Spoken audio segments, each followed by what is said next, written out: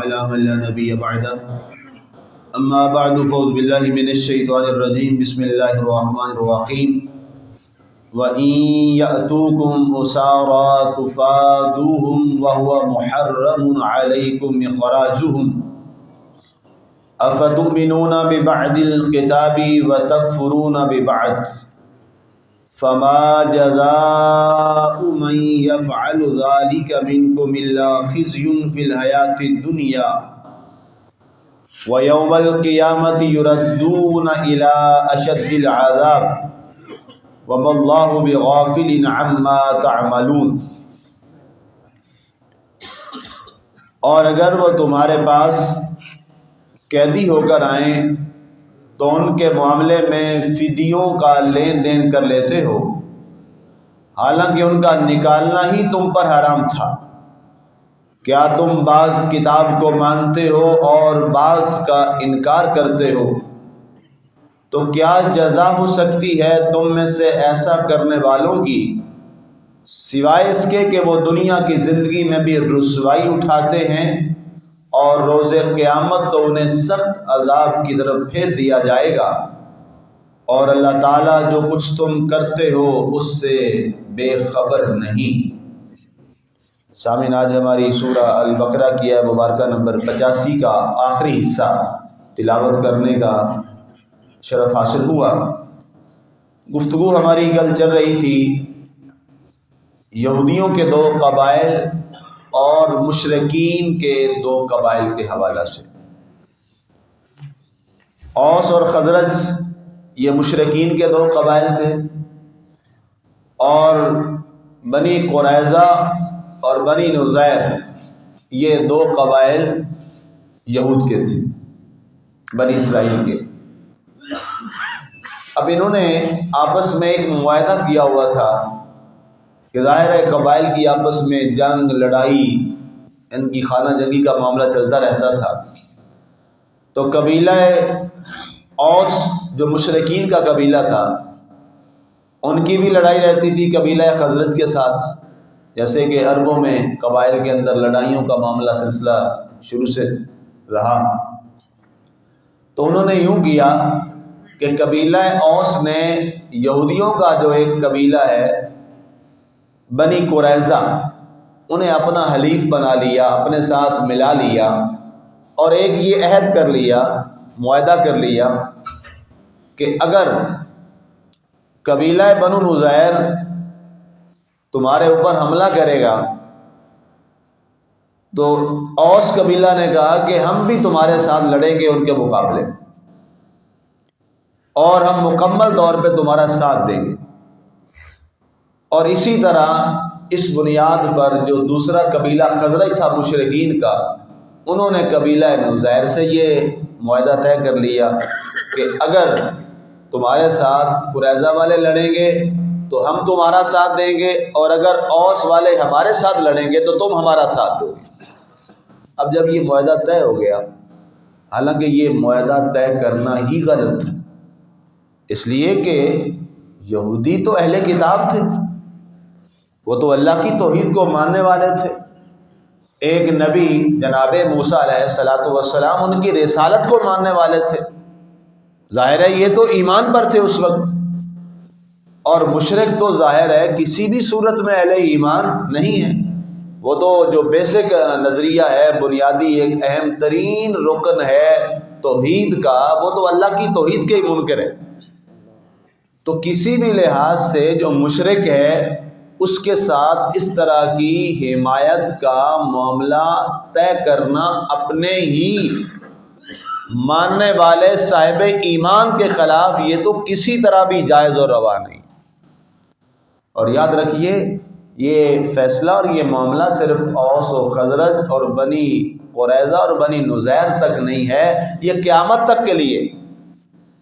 مثال کے طور پہ کوئی مسلم ملک اٹھے، جتنے ہمارے مسلم ممالک ہیں دنیا میں، وہ کسی نان مسلم کے ساتھ ایک معاہدہ کر لے کسی اپنے ہی مسلمان ملک کے خلاف، تو یہ اسی طرح حرام و ناجائز اور کفر ہے جیسے قبیلہ بنی قریظہ اور قبیلہ اوس و خزرج کے آپس کے معاملات ہیں۔ اس لیے کہ پوری دنیا کے اندر ایک ملت ہوتی ہے اور ہر ایک ملت کی پہچان اس کا مذہب اور اس کا دین ہوتا ہے، اور اللہ کے نبی صلی اللہ علیہ وسلم نے اس بات کو بڑا واضح طور پہ ڈیفائن کر دیا کہ کفر بھی ایک ملت ہے اور اسلام اور دین بھی ایک ملت ہے۔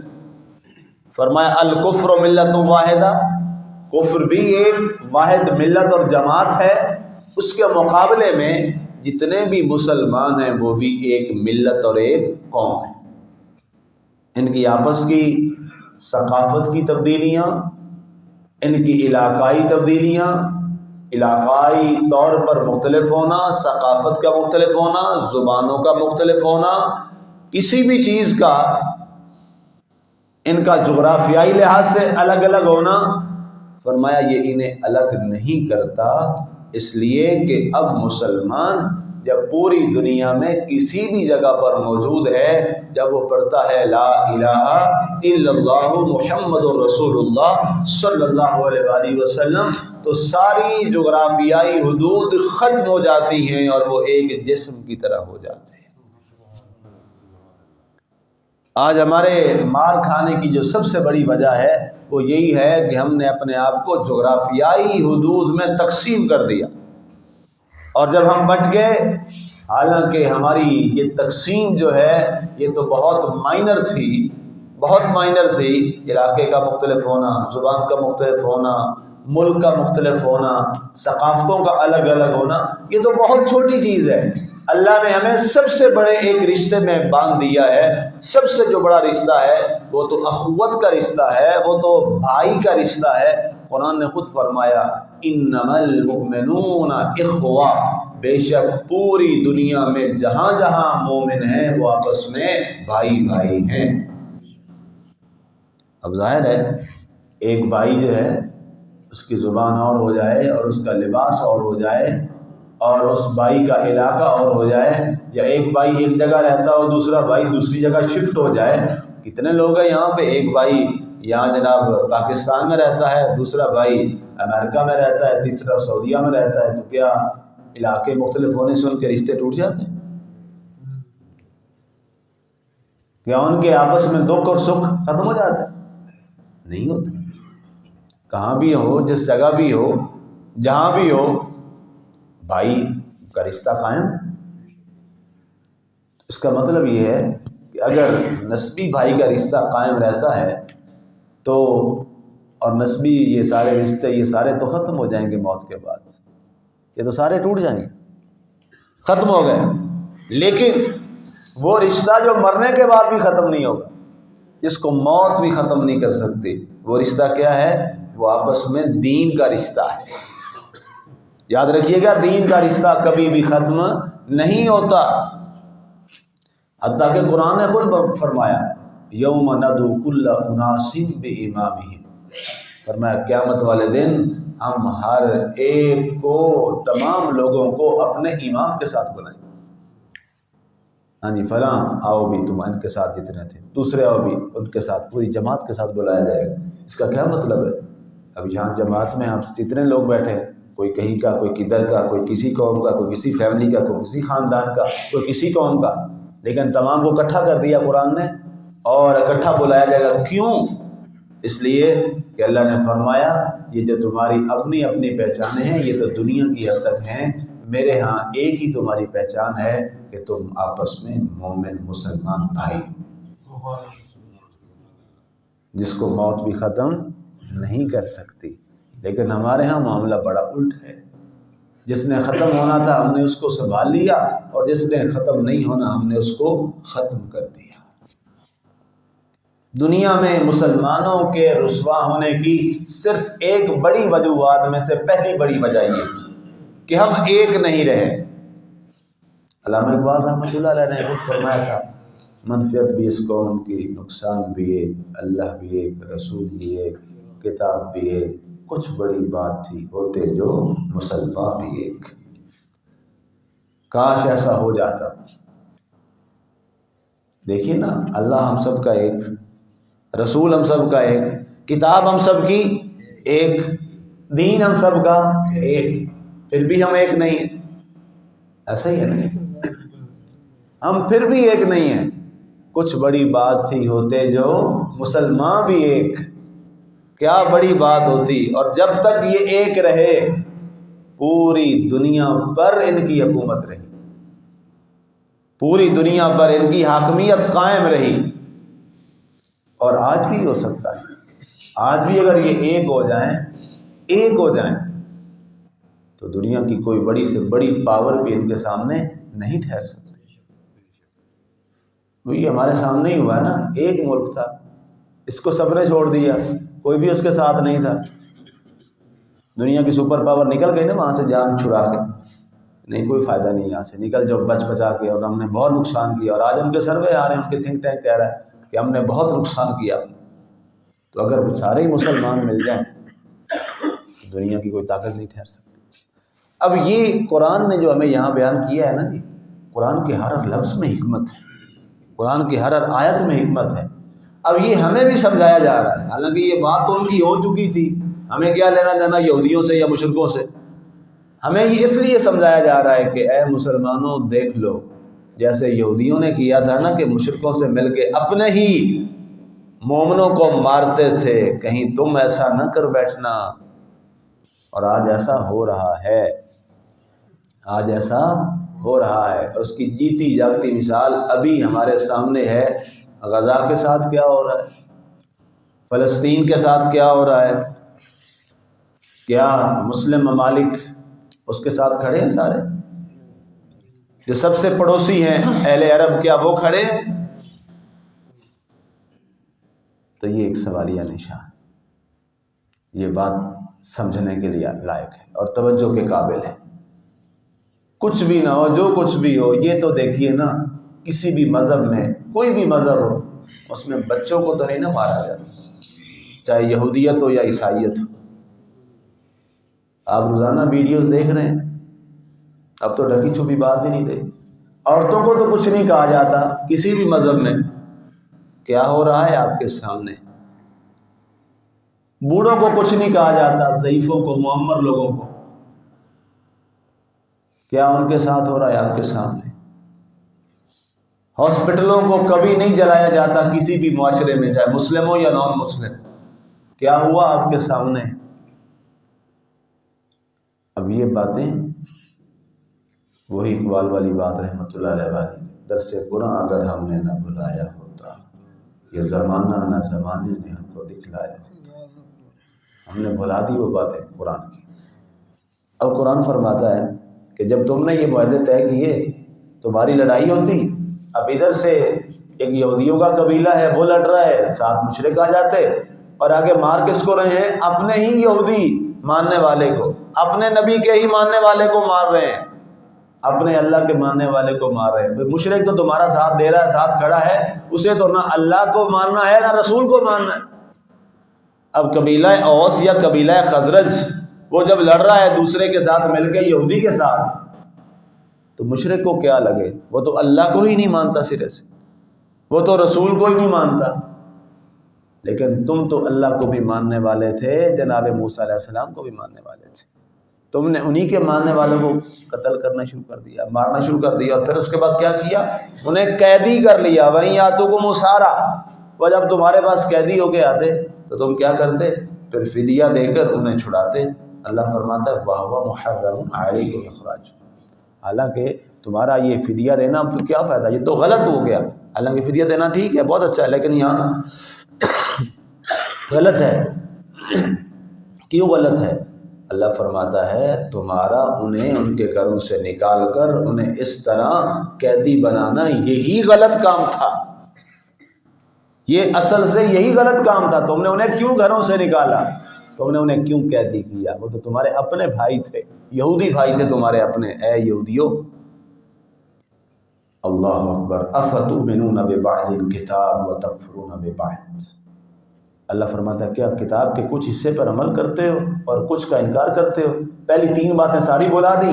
ہم نے کہا تھا, کیا کہا تھا؟ کہ کسی جان کو قتل نہ کرنا, کسی کو اس کے گھر سے نہ نکالنا, کبھی بھی مشرک کی مدد نہ کرنا اپنے بھائی کے خلاف. تم نے ان تینوں پر عمل نہیں کیا اور ایک فدیہ والی بات پہ عمل کر لیا تم نے. اس کا کیا مطلب ہے؟ قرآن اپنی تورات کے زیادہ حصے پر عمل نہیں کرتے ہو، اور جہاں تمہارا اپنا فائدہ ہے وہاں تم درمیان میں مذہب کو لے آتے۔ اور آج ہمارے ہاں بھی یہی چل رہا، ہمارے ہاں بھی آج یہی ہو رہا، جہاں کوئی نہ ہو تو وہاں مذہب کارڈ کھیل دو۔ نہیں، ایسا نہیں، پورے ادخلوا فی السلم کافہ، اسلام میں پورے داخل ہو جاؤ۔ اب یہ یہودیوں کا طریقہ ہے، جہاں فائدہ ہوا اس پہ عمل کر لیا، جہاں اپنا فائدہ نہ وہاں کیا ہوا، وہاں پہ چھوڑ دیا اور اپنی نفسانی خواہش پہ چل پڑے۔ آگے ارشاد فرمایا گیا فما جزاء من يفعل ذلك منكم الا خزي، فرمایا جو ایسا کرے گا اب اس کا بدلہ کیا ہے، اس کی سزا کیا ہے؟ فرمایا رسوائی ہے فی الحیات دنیا، دنیا کی زندگی میں بھی، اور آخرت میں کیا ہوگا، قیامت میں کیا ہوگا، وَيَوْمَ الْقِيَامَةِ يُرَدُّونَ إِلَىٰ أَشَدِّ الْعَذَابِ، قیامت والے دن انہیں سخت عذاب کی طرف لوٹا دیا جائے۔ ان یہودیوں کو، ان بنی اسرائیل والوں کو جنہوں نے اپنے ہی بھائیوں کو قتل کیا تھا، اپنے ہی بھائیوں کو دیس نکالا دیا تھا، انہیں گھروں سے نکالا تھا۔ وَمَا اللَّهُ بِغَافِلٍ عَمَّا تَعْمَلُونَ، اللہ فرماتا ہے لوگوں تم جو عمل کرتے ہو میں اس سے بے خبر نہیں ہوں، مجھے ہر ایک تمہارے عمل کا علم ہے۔ یاد رکھیے ہمارے ہر عمل کو ہمارا اللہ جانتا ہے۔ ایک تو وہ عمل ہے نا کہ ہماری زبان پہ آیا، اس کے بعد جو بات ہوئی، اللہ تو اس سے ظاہر مالک ہے، وہ تو جو ہمارے ارادے ہیں نا، عزائم جنہوں نے ابھی لفظوں کی شکل بھی اختیار نہیں کی، اللہ ہمارے ان ارادوں سے بھی واقف ہے۔ اور چلے ارادے تو بن گئے، عزائم تو طے ہو گئے، ابھی جو ارادہ ہم نے کرنا ہے اللہ اس ارادوں سے بھی واقف ہے۔ تو جو ذات اس قدر پہرا دیتی ہو، جو ذات اس قدر ہماری محرم راز ہو، تو اس کے ساتھ کیا ایسا کیا جا سکتا ہے؟ قطعاً نہیں۔ آج کہیں کوئی کیمرہ شیمرہ لگا ہو نا، عارضی حالانکہ تو ہم بڑا وہاں محتاط ہو جاتے ہیں کہ کیمرے کی آنکھ ہمیں دیکھ رہی ہے، تو کیمرے کی آنکھ اور اللہ کی آنکھ کا کوئی مقابلہ ہے؟ کہاں یہ اسفل ترین، اس کا تو کیا ہے، سی ڈی آر توڑ دو، ہر چیز ختم، ڈیلیٹ، کچھ بھی نہیں، سسٹم خراب ہوا، بلیک آؤٹ۔ لیکن اللہ کی بارگاہ وہاں تو کچھ بھی ڈیلیٹ، وہ تو سسٹم نہیں خراب ہے، وہ تو سسٹم سے بہت بالا ہے، اور اس کی جو نظر اور اس کی جو آنکھ جو اس کے لائق ہے، اس کا تو انسان تصور بھی نہیں کر سکتا۔ اس لیے دنیا کی نگاہوں سے تو ڈرتے ہو، اس مالک کی نگاہ سے ڈرو۔ ہر جگہ اپنے آپ کو اس مالک کی نظر میں رکھو کہ میرا مالک مجھے دیکھ رہا ہے، اور اس مالک کے سامنے جو دل کے ارادے ہیں اور جو ابھی ارادے بننے ہیں، اس پر بھی اس کا پہرا ہے، اس پر بھی اس کی نظر ہے۔ اس لیے اللہ فرماتا ہے جگہ جگہ قرآن میں، تم جو کرتے ہو نا کام، اس سے اللہ بے خبر نہیں ہے، اللہ باخبر ہے۔ اللہ ہمیں اس بات کا یقین نصیب فرمائے۔ آمین۔ وما علینا الا البلاغ المبین۔